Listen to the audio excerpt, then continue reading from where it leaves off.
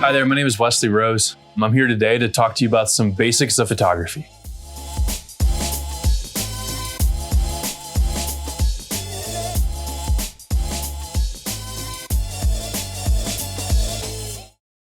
Sometimes when starting in photography, the letters on the top of your camera on the little dial can almost look like the letters PRNDL when you're starting to drive. I didn't really know what that meant until I started driving, which then I knew was park, reverse, neutral, drive, and low, the different settings that your transmission could be in for you to be able to drive. On the same sense, you look at the top of your camera now, not only for most of you is there a bunch of pictures up there, but you also have P, S, A, M, or for some of you, you have P, TV, AV, and M. And right now, what I want to do is I kind of want to walk you through what each of those briefly mean and how your control can happen in those. And then we'll go deeper into what those variables actually control. P stands for program.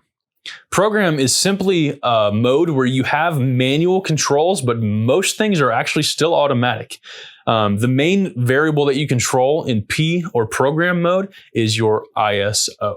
Your ISO is simply your sensor's sensitivity to light, or in the old days, your film's sensitivity to light. Your sensor is literally the thing that captures the image. It is the digital negative per se. It's the digital film. It's where your image is received onto photons and transformed into pixels later.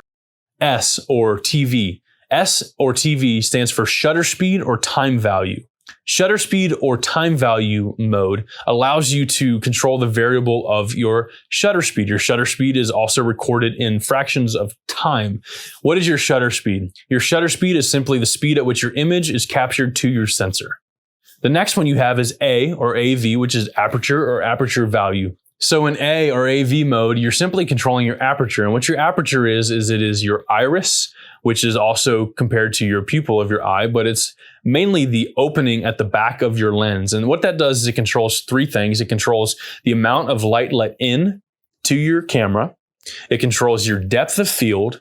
And when using lighting like this, like I'm using here, it also controls how far you allow your light to travel.